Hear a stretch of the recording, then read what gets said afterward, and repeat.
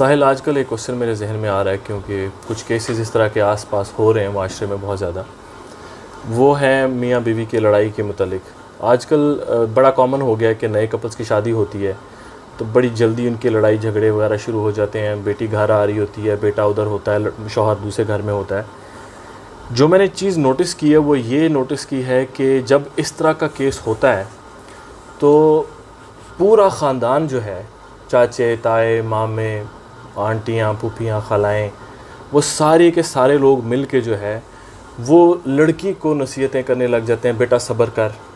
वो कहती है उसने मुझे थप्पड़ मार दिया, वो कहती है बेटी सब्र कर। वो कहती है कि उसने मुझे इस बात के ऊपर बेइज्जत कर दिया, वो कहते हैं बेटी सब्र कर। यानी बहुत ज़्यादा एम्फेसिस है कि यार लड़की को समझाया जाए, लड़की को कॉम्प्रोमाइज़ करवाया जाए। जबकि अगर आप सहाबा के दौर की जितनी भी स्टोरीज इस तरह की पढ़ते हैं उनमें हमेशा लेक्चर मर्द को दिया गया कि भाई तुम सब्र करो। हज़रत उमर वाला बड़ा मशहूर वाक़या है कि वो सहाबी आए हैं, हज़रत उमर से कहते हैं मेरी बीवी ये करती है, ये करती है, ये करती है। तो हज़रत उमर ने उनको ये कहा कि तुम सब्र करो। तो इसके बारे में क्या है कि क्या लड़के को कोई है समझाने वाला कि भाई लड़के को बताया जाए कि ये ज़िम्मेदारी एक्चुअली किसका है? कव्वाम तो मर्द है, औरत उसके अंडर है। नहीं, असल में तो नसीहत दोनों को ही ज़रूरी है। इसमें तो पहले तो असूल तो ये है। हज़रत अस्मा बिनते अबू बकर जो हैं उनको नसीहत अबू बकर सिद्दीक़ ने खुद की जब ज़ुबैर बिन अवाम के साथ इश्यूज़ थे उनके, और बड़े ग्रेव इश्यूज़ थे उनके। तो नसीहत तो उन्होंने, जो नसीहत के लिए आएगा, जो सामने होगा उसको नसीहत होगी। हाँ, हमारे कल्चर में लेकिन जो है ना वो बहुत एक स्क्यूड कंक्लूजन ड्रॉ की जाती है कि लड़की को चाहिए था कि वो बना के रखती सारा का सारा मामला। ये इस्लाम के बेसिक असूल के ख़िलाफ़ है। दो चीज़ें बड़ी क्लियर हैं कि तलाक़ का जो बेसिक इंस्ट्रूमेंट है ना उसकी रिस्पॉन्सिबिलिटी आदमी को दी गई, और कुरान पाक में अल्लाह ताला ने बता भी दिया कि शोहरों को बीवियों के ऊपर हमने जो है वो तकवीम दे दी है कि अब आप लीडरशिप के रोल में, बीवी लीडरशिप के रोल में नहीं है। Now this actually was a big problem for women कि हमें क्यों नहीं दी गई, हालांकि this should have been a big problem for men कि हमें क्यों इतना बड़ा बोझ डाल रहे हो। वो इक्वली रिस्पॉन्सिबल है घर को बनाने बिगाड़ने में, सारा का सारा जिम्मेदारी हमें डाल दी। मगर ये एक ऐसा कोई जो आंधी चली हुई ना इस वक्त एक रैशनल के नाम के ऊपर इंतहाई इरैशनल बात की, क्योंकि family structure is the only living structure from Adam and ewe till today. बाकी सारी चीज़ों के असूल बदल चुके होंगे, फैमिली स्ट्रक्चर के असूल बिल्कुल वैसे ही चलते आ रहे हैं जैसे कि हज़रत आदम और हज़रत हवा के थे, और क़यामत तक राउंड अबाउट वैसे ही रहेंगे। राउंड अबाउट मैंने इसलिए बोल दिया कि कोई बंदा ये सोचे कि नहीं कुछ चीज़ें बदली हैं उसमें। रहम का मादा और इंसाफ की तवक्को, ये दो इंस्ट्रूमेंट थे जिस पे फैमिली स्ट्रक्चर खड़ा होता था। यहाँ तक कि अगर इंसाफ की तवक्को भी ख़त्म हो रही है और रहम का मादा फिर भी चला देता था कि बच्चों को बलोगत तक ले जाओ, कहानी ख़त्म करो, उसके बाद जो है ना वो खुद अपनी अपनी जिम्मेदारी ले लेंगे। मगर हमने इस चीज़ को इतना अंडरमाइन किया क्योंकि रहम का मादा और इंसाफ की तवक्को ये दो वो वाले सवाल हैं जो दुनिया के किसी भी लीडर से आप पहले पूछते हैं, चाहे वो पॉलिटिकल लीडर हो, चाहे वो कंपनी का लीडर हो, चाहे वो कम्युनिटी का लीडर हो, या फिर वो फैमिली का लीडर हो। इसका मतलब था कि ये रहम और इंसाफ की तवक्को सबसे पहला इल्ज़ाम लगना चाहिए था लीडर के ऊपर। खातून को तो मुबर्रा हो जाना चाहिए था इस बात से कि हदीस भी कुछ इस तरह है कि हर शख्स अपनी रैयत का जिम्मेदार है और उससे उसकी रैयत के बारे में सवाल होगा। इसका मतलब है कि औरतों से तो सवाल ही नहीं होगा इस बात का। जी, अब फेमिनिस्ट मूवमेंट बाहर निकली कि हमें भी वो सवाल पूछवाना है अल्लाह ताला से, हम भी कटहरे में खड़ा होना चाहते हैं क़यामत वाले दिन। और दैट्स अ बिग प्रॉब्लम। आदमियों को चाहिए था कि बाहर आएँ कि सारा का सारा जो है ना मसला औरत की वजह से आ रहा है। हम जिससे हैं अगर वो ये समझते हैं, एक जो कल्चर तो बाहर यही समझता है, तो ज़िम्मा हमें क्यों दिया हुआ है? इसकी कोई तनसीख करवाएं कुरान पाक की शायद की, या फिर कोई एक नया फतवा या इत्तेहाद किया जाए इस बात पे। मगर औरतें इस बात पे निकलने की दोज़ख की जो प्रोबेबिलिटी हमारी बढ़ाई जाए। Now coming back to original question कि जो रहम का मादा और इंसाफ का जो करीना है ना, ये लीडरशिप की बेसिक्स हैं। अगर घर में कोई मसला मसाइल आ रहे हैं तो आप हदीसें सारी की सारी निकालेंगे तो उनमें ये दो चीज़ें कॉमन मिलेंगी। सब्र कर मतलब रहम रहम रहम।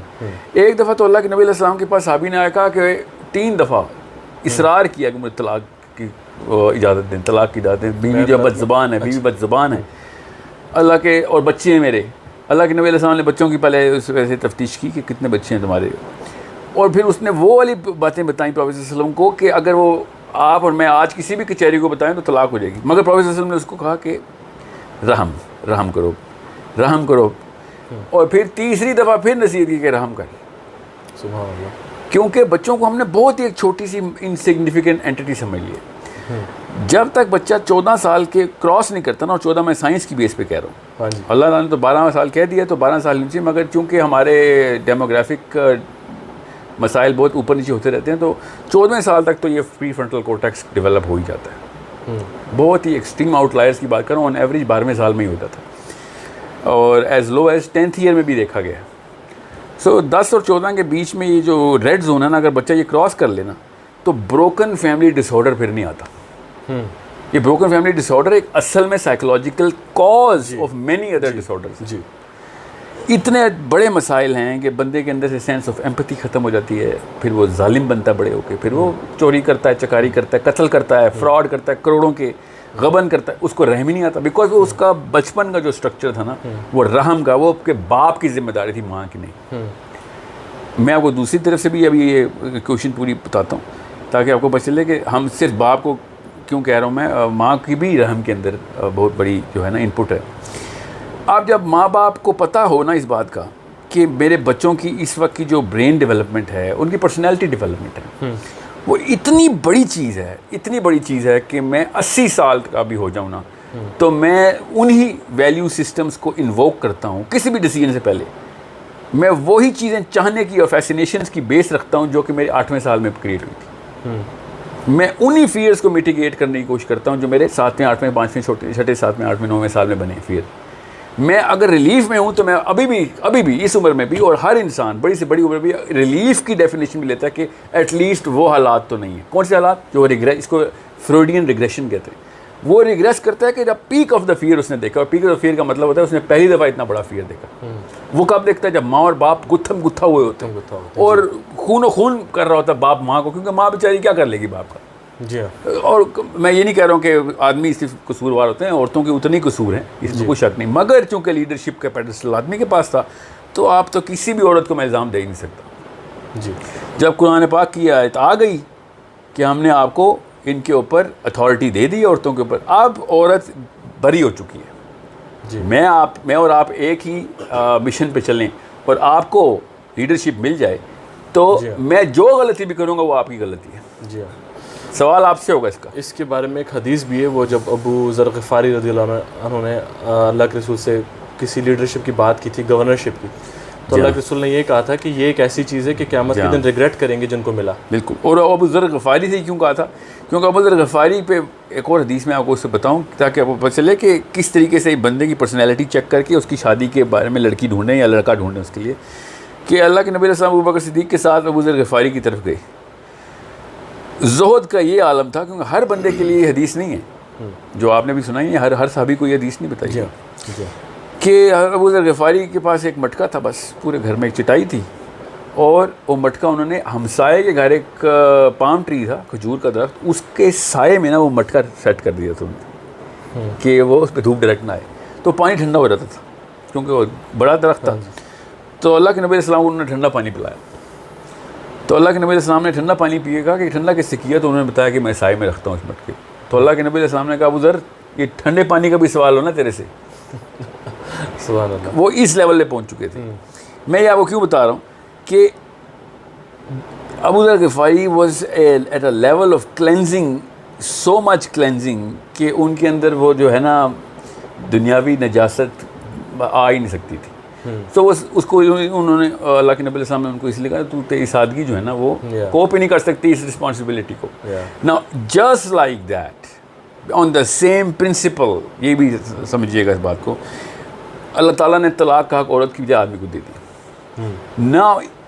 औरत को ब्लेम करने की इस्लामिक सेंस ख़त्म कर दी। इस्लामिक सेंस ही नहीं है कि और तलाक हो गई है, औरत को पकड़ लिया हमने।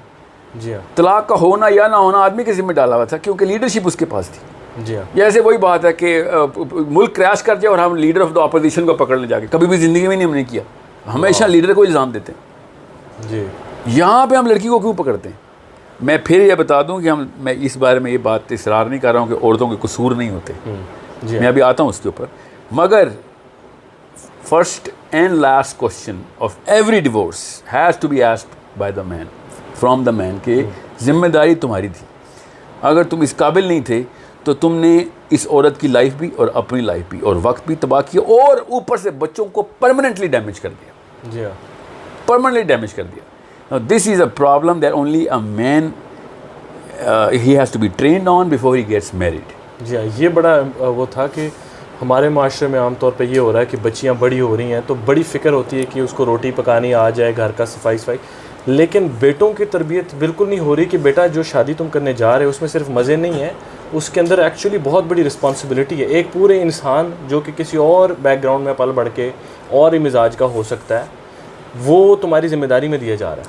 यहाँ पे मैं वापस आता हूँ आप दूसरे साइड ऑफ द पिक्चर पे, कि औरत की क्या जिम्मेदारी है। फिर फैमिली स्ट्रक्चर जो है ना वो रहम और इंसाफ पे ही रहेगा, जो मर्ज़ी हम कर लें, जिसकी मर्ज़ी फैमिली हो, चाहे वो आप अफ्रीका में शादी करें या लेबनान में, पाकिस्तान में करें, इंडिया में, आउट ऑफ रिलीजन भी करें, इनसाइड रिलीजन भी करें, तो तब भी ये दो कॉन्स्टेंट्स नहीं चेंज होंगे, क्योंकि अल्लाह ताला ने ये इनेट मोरालिटी के अंदर डाल दी है। Innate morality is based on empathy and justice only. जी, अब जो सबसे खूबसूरत बात यह है कि जो रहम का मादा है ना, उसका 99% हिस्सा औरत में डाला अल्लाह ने, और 1% हिस्सा आदमी में डाला है। मैं ये इस्लामी हदीस के थ्रू इस्तदलाल नहीं कर रहा, कुरान के, ये साइंस ने सबूत दे दिया हुआ है कि औरत के अंदर 99 to 1 की ऑक्सीटोसिक रिएक्शन होते हैं और हमारे अंदर 1% ऑक्सीटोसिक रिएक्शन। वाह, अच्छा। और ऑक्सीटोसिन क्या है?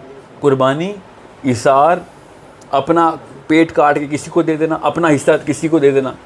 अगर माँ के अंदर ये रहम कम होता ना तो घर का स्ट्रक्चर टूट जाता, क्योंकि इंसान अपनी वीकेस्ट हालत में पैदा होता है और अपनी स्ट्रॉन्गेस्ट हालत का सफ़र करता है।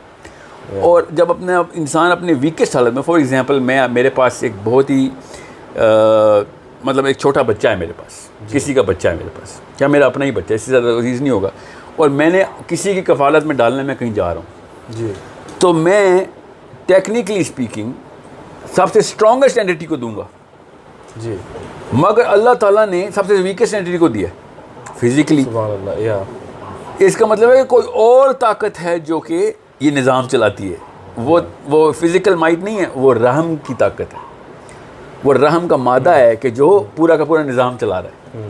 और वो इसलिए ये साफ साबित है, इंसानी हिस्ट्री बता दी है कि इंसान अपनी वीकेस्ट हालत में अपनी माँ को दिया जाता है अल्लाह ताला की तरफ से, और माँ के अलावा कोई पाल भी नहीं सकता उसको। सुभान अल्लाह। वो कैसे पालती है? वो इतना सारा वो मादा कहाँ से आता है? During child birth.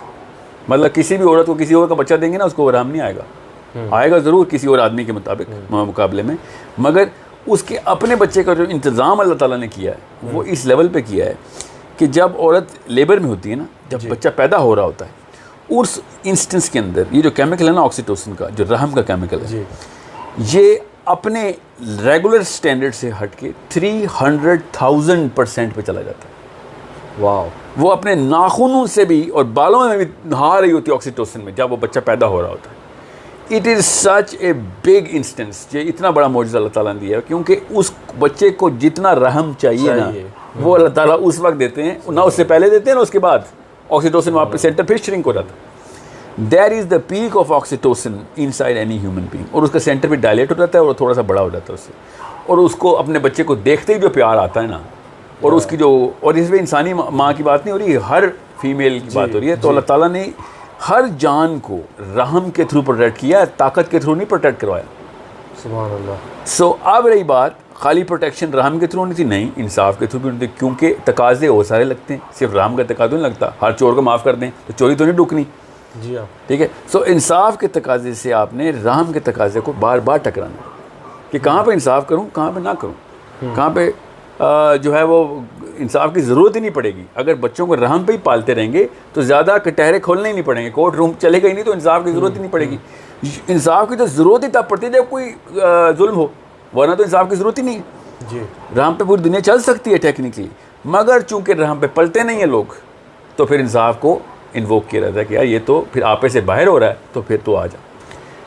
रहम का मतलब नाजायज़ चीज़ें नहीं देना होता, रहम का मतलब भी जायज़ चीज़ें ही देना होता, मगर जिस तरीके से आपने ये निज़ाम चलाना मामला वो रहम है। वरना मैं आपको आपका हिस्सा मुंह बसोर के भी दे सकता हूँ, ये रहम नहीं है, हमें ये इंसाफ है। और आपको आपके हिस्से से कम भी दूँ ना और मगर बहुत ही एहतमाम से दूँ तो ये रहम है और काम आपका भी हो जाएगा। सो बगैर इंसाफ के रहम काम कर सकता है कुछ अरसे तक। इन द लॉन्ग रन चूँकि बंदों की तादाद करोड़ों अरबों में होती है तो हर जगह पे उस तरीके के रहम प्रैक्टिस नहीं हो सकती। तो in a bigger landscape we need the instrument of justice. However, inside the family 99% family structure ऐसे हैं जो बगैर इंसाफ के सिर्फ रहम पे चल रहे हैं। अब ये मसला है दुनिया का इस वक्त। अब चूँकि इंसाफ का करीना नहीं ठहराते वो बचपन में, तो लोग फिर अपने अपने घर को बचाने के लिए पूरी दुनिया में निकल पड़ते हैं कि पूरी दुनिया को जला दूंगा, अपनी घर बचा लूँगा बस। और इसको हम समझते हैं कि वो बड़ा आदमी अपने घर को बचाने के लिए पूरी दुनिया का हक मार लेता हो, क्योंकि इंसाफ का करीना ठहराया नहीं जाता बचपन में। अब ये दोनों करीने टूट जाते हैं अगर माँ बाप की लड़ाई हो जाए तो। बचपन में माँ बाप की फिज़िकल या ज़बानी बदज़बानी बदकलामी हो रही हो तो बच्चे के अंदर से रहम और इंसाफ दोनों करप्ट हो जाता है। और इसको ब्रोकन फैमिली डिसऑर्डर कहते हैं कि ना उसको रहम का सेंस है ना उसको इंसाफ की सेंस है। अब ये दो चीज़ें निकाल देना आप किसी भी इंसान से और जितने मर्जी उससे काम करवा लें, उसने सिर्फ दुनिया में तबाही मचानी। वो जितना एफिशिएंट होगा उतना ज़्यादा तबाही मचाएगा, जितना लैक ऑफ एफिशिएंसी दिखाएगा उतनी बचत हो जाएगी हमारी। सो ऐसे बच्चे नाअहल होने बेहतर हैं, मगर चूंकि उनको फिर हम यूनिवर्सिटी और कॉलेज और हर तरह के दोस्त यार और हर तरह की चीज़ें सिखाते हैं, वो उतने ही एफिशिएंट होते हैं डेवस्टेशन कैपेसिटी में अपनी, उसे किल कैपेसिटी कहते हैं कि this man sitting down can kill millions by through his just words, through his actions, and the more is going to gain power the more is going to devastate the planet. So ये जो मामला है ना, ये औरत को blame करने का नहीं है, मगर औरत ब्लेम लेस भी नहीं है इसमें जी। रहम उसके पास था जी, रहम तो उसके पास था सबसे ज़्यादा, उसको रहम प्रैक्टिस करना चाहिए था। अब एक सवाल जहन में खुद पैदा होता है कि वो बेचारी थप्पड़ भी खाए, पिटाई भी उसकी हो और रहम भी वो दिखाए, तो हाँ जी उसका काम रहम ही है। अब चूंकि इंसाफ का करीना जो था वो आदमी के पास था, तो जो सज़ा है ना वो आदमी को ही मिलनी चाहिए, मगर इसका मतलब ये है कि मुझे ना इंसाफ़ी पर सज़ा मिलनी चाहिए, ठीक है, और आपको बेरहमी पर सज़ा मिलनी चाहिए एज अ वुमन जी। सो अगर आप रहम दिखाते रहें तो आप तो बिल्कुल ही बरी हैं अल्लाह ताला की अदालत में कि आपने अपना काम पूरा किया। इस भाई साहब को सेंस ही नहीं थी कि किसी इंसान के साथ सलूक कैसे करते हैं, स्पेशली एक खातून के साथ, ठीक है। और उस वजह से जो रैयत पे असरात आए उसके तो सवालों की लिस्ट ही अलग है। वो तो कहानी बदल दी ना आपने और लोगों को रहमान से शैतान के रास्ते पर डालने की साजिश की। So any and every time there is a divorce, गिरबान पकड़ना है आपने मर्द का कि आपने उस औरत को इस लेवल तक ले किया है कि वो अपनी फितरत के अगेंस्ट चली गई। फितरत में क्या है? रहम है। ये हो ही नहीं सकता कि एक औरत अपने घर में रहम इनिशिएट ना करे, उसकी प्रेजेंस से ही रहम शुरू होता है। मैं आपको इसकी साइंटिफिक एग्जांपल दे देता हूँ। बच्चे को, माँ को देखते ही बच्चे के ऑक्सीटोसिन लेवल बढ़ जाते हैं खाली उसकी प्रेजेंस से। ये औरत इतनी बड़ी फैक्ट्री है रहम की दुनिया में। जब आपको किसी भी मौके के ऊपर ना, खुदा ना खास्ता ऐसा मौका है कि आपका कोई मामला पब्लिक में, आपको कोई एक्सीडेंट हो जाए, आप खुद देख लें, जाने अनजाने में proportion of women is way more in sympathy and empathy. किसी भी लेवल के ऊपर आदमी के अंदर सिंपैथी और एम्पैथी का एलिमेंट होता ही नहीं है। मतलब नाउज़ बिल्लाह ऐसा तो नहीं होता ही नहीं है, super empathetic man as well compare to a woman. There is no comparison कि जब ज़रूरत पड़ेगी ना किसी को, किसी भी अनजाने को भी, और उनमें क्राउड ले लें 50 औरतों का 50 मर्दों का, देखना किसका हाथ पहले आता है, चाहे वो अफ्रीका हो, अमेरिका हो, ब्राज़ील हो, चाइना हो, ऑस्ट्रेलिया हो या इंडिया पाकिस्तान हो। इतना ये इंस्ट्रूमेंट, इतना यूनिवर्सल इंस्ट्रूमेंट अल्लाह ताला का, और वो इंस्ट्रूमेंट अपने घर में जाके टूट जाता है। तो जिसको बैठे बिठाए रहम आ रहा था, सिर्फ तस्वीर भी दिखा दो किसी के बच्चे के ऊपर जुल्म होते हुए और वो रोना शुरू कर दे और अपने घर के बच्चे खुद तबाह कर रही हो, इसका मतलब है उस लीडर ने कोई ऐसा इंस्ट्रूमेंट इंस्टॉल कर दिया है, उस आदमी ने ऐसी गलती कर दी है, उसको बैलेंस की सेंस ही नहीं थी कि उसको मशीन मिली थी, एक न्यूक्लियर रिएक्टर मिला था और उसने वो उसके अंदर से एटम बम निकाल के अपने ऊपर चला लिया, अपने बच्चों पर।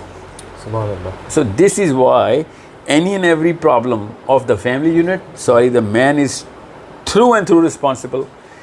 There is no way I'm going to say कि औरतों की वजह से तलाक़ें होती हैं, क्या पता इनिशिएट औरतें ही करती हूँ, बट कंट्रोल अगर आपके पास नहीं था, you were not ready to get married. This is a common sense thing कि आप इमरान खान और नवाज शरीफ को कैसे गालियाँ देते हैं हम सारे। जी हाँ बिल्कुल। आप देना इस वक्त कौन है अपोजिशन में? शहबाज शरीफ अपोजिशन, उसको पकड़े। क्यों? उसको तो नाम भी नहीं आता, क्यों? उसका कोई काम ही नहीं, हालांकि उसका काम है बहुत। क्रिटिकल पैरामीटर सेट करना अपोजिशन का काम होता है। मगर हम कभी भी नहीं पकड़ते कि क्रिकेट की टीम हारती है, हम कभी भी नहीं कहते बॉलर बुरा है, वो हमेशा कप्तान का अगला पकड़ते हैं। क्योंकि हमारे अंदर लीडरशिप की रिक्वायरमेंट अल्लाह ने डाली हुई है कि लीडरशिप के ऊपर सारा का सारा जिम्मा कॉमन सेंस, को PhD करने की ज़रूरत नहीं है। कप्तानी दी इसलिए जाती है आपको कि आपके घर का कोई बच्चा भी चोरी करे या आपका ड्राइवर भी चोरी करे, घर के बाप को पकड़ेंगे। तू किस तरह का निज़ाम चला रहा है? It's your job to know who is corrupt, who is not, how to fix it. बच्चे किधर जा रहे हैं, जी, any and everything is the responsibility of the leader. Company का कोई भी बच्चा, ये PIA जिसको मैं कहता हूँ बैन करो पाकिस्तान से, या फिर ये जो वापडा वाले हैं या पुलिस वाले, समझे? जब एक पुलिस वाला रिश्वत लेता है ना, उस वक्त IG पुलिस जिम्मेदार है, IG उस वक्त। ये किसी भी शक में मत रहिएगा, उसको पैसे इस बात की मिलते हैं, अथॉरिटी इस बात की मिलती है कि वो निज़ाम ठीक रख सकता है कि नहीं। वो अगर बहाने बनाए कि नहीं ये गलत लोग हमने हायर किए हैं, आपको उसी वक्त अपनी इस कुर्सी छोड़नी पड़ेगी, क्योंकि आपको तो पता ही नहीं है इस कुर्सी का मतलब क्या है। जस्ट लाइक दैट, उमर ने कहा ना, कुत्ता भी प्यासा मर गया है तो मैं जिम्मेदार मैं हूँ। It's not a small matter. Abdullah bin Umar का ख्वाब है, रजिस्टर्ड है कि किधर थे अब्बा जी इतने अरसे से, मेरे दीदार ही नहीं हो सका। इसे हिसाब दे रहा था, अल्लाह अकबर, फरात के हिसाब दे रहा था मैं इधर। यहाँ तक कि उमर बिन खत्ताब ने यहाँ तक कह दिया था कि अगर कोई मेरी रैयत में ईमान में भी कम आ रहा था तो सवाल मेरे से होगा। ईमान की कमी भी मेरा जिम्मा है। और हम यहाँ पे रहम जैसी चीज़ जो कि अल्लाह ने फुल करके दी हुई होती है, अपनी बीवियों से निकाल लेते हैं। रहम निकाल लिया आपने बीवी से, ऐसा आपके पास जादू था कि जो अल्लाह ताला की बनाई हुई मशीन थी उसमें से रहम चूस लिया, और वो बेरहमी से आपकी गिफ्टें अपने बेटों से करती है। I curse those leaders who delegate the blame downstairs. The first thing he has to do, every man should be embarrassed कि भाई तलाक हो रही, मुझसे नहीं हैंडल हुई। जो आपने तलाक, ये रहम वाली बात की, नेचुरली औरतें यू नो इस तरह की होती हैं कि वो जब शादी हो गई है तो वो अपने शौहर को पूरा दिल और जान निछावर करके अब उन्हें पूरा जहन यही बना के आती हैं अब तो हमने जीना मरना इधर ही है सब कुछ। लेकिन ऐसे भी मोमेंट्स आते हैं कि वो बड़ी सख्त तंग भी आ जाती हैं और उससे नापसंद भी करने लग जाती हैं। मैंने ये देखा कि throughout the animal kingdom जो है ना, जहाँ पर भी जो मेल है ही has to perform to win the heart of a female. यानी शेर हो गए, परिंदे हो गए, आप इवन गूगल करें, यूट्यूब पे करें तो आपको अंदाज़ा हो जाएगा कि how she chooses a male partner. तो वो मेल्स ने परफॉर्म करना होता है। तो क्या इसमें मेल की परफॉर्मेंस का भी ताल्लुक है कि कौन सी बीवी आपसे कितनी मोहब्बत के ज़रिए और कैसे तरीके से रहेगी, और how you are performing at home या विद इन द फैमिली? देखिए, वो तो एक जो अफेक्शन का जो मामला है ना, उल्फत और मोहब्बत के जो तकाज़े हैं कि एक दूसरे पे, वो बेसिकली बैठते रहम के ही मंके के ऊपर है। बेसिकली किसी भी दुनिया में किसी भी बंदे को किसी और इंसान से जब मोहब्बत और इश्क हो रहता है ना, वो रहम की पीक होती है। उसको देख के जो प्यार हमें आता है ना, वो बेसिकली उसी को रहम का अल्लाह ताला ने बहुत ही खूबसूरत और जामे तरीन लफ्ज़ बता दिया कि रहम। अल्लाह के नबी अस्सलाम बच्चे को बिठाया हुआ था, आई थिंक सैयदना हुसैन या हसन थे, और उनको बेलौस प्यार कर रहे थे। साहबी ने पूछा इतना प्यार? अल्लाह के नबी अस्सलाम ने कहा जिसके अंदर रहम नहीं उस पे रहम नहीं, जिसमें अंदर रहम नहीं उसके ऊपर रहम नहीं होना कि तुम अपने रहम की दुआ करो। हाँ, कि मतलब बच्चे को देख के प्यार आता है ना हमें। ये उर्दू ने बड़ी करप्शन की है हमारी साइकोलॉजी की। ये राम का ही लफ्ज़ रखते हैं ना हम अगर, और बीवी को अल्लाह ताला का ना, हमने एक दूसरे के लिए, तुम मियाँ और बीवी के अंदर रहम रख दिया। आयत में रहम का लफ्ज़ है, हमने शौहर के लिए बीवी और बीवी के लिए शौहर में रहम रख दिया। हमने अब ये रहम जो है ना, उर्दू में जो रहम है ना, वो पता क्या है? सिंपथी, मुझे पिटी का लफ्ज़ है कि मुझे तुझे देख के पिटी होती है। सुभान अल्लाह, कैसा कोई करप्ट किया हमने इस लफ्ज़ को। लेकिन ये एक्चुअली बैकबोन है मोहब्बत जी। रहम की एक एक्सटेंशन है, एक एक्सटेंडेड मैनिफेस्टेशन है कि मैं, उसके और भी फ्लेवर्स हैं। माँ को देख के भी रहम ही आना चाहिए, बाप को देख के भी रहम ही आना चाहिए, और वही रहम बीवी को देख के भी आना चाहिए, मगर उसके अलग अलग फ्लेवर्स हमें अलग अलग स्पेक्ट्रम के ऊपर नज़र आते हैं। अब एक लड़की जेन्युइनली ना पाकिस्तान के कल्चर में, और मैं जितनी मर्जी बुराइयाँ सुन लूँ ना पाकिस्तानी औरत की और मर्दों की, दुनिया की सबसे नफीस औरत पाकिस्तानी औरत है।